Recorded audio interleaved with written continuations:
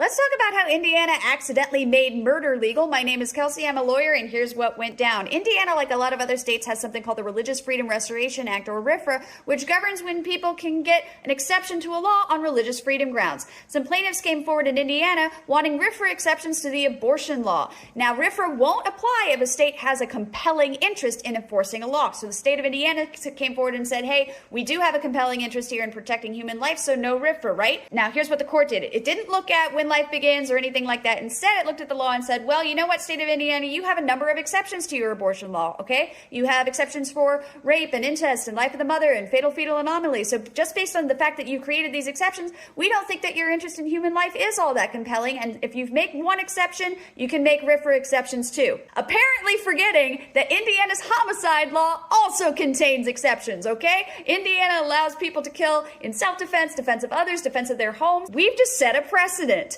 that Indiana doesn't have a compelling interest in protecting human life because it has exceptions to this law. So if you allow one exception, you also have to allow murder on religious grounds. This is going to be a problem, y'all. Some clever murder defendant is going to figure this out and say, Your Honor, I had to kill her. She was threatening divorce, and divorce is against my religion, and the state doesn't have a compelling interest. The abortion decision is about to blow things up if the legislature doesn't act quickly.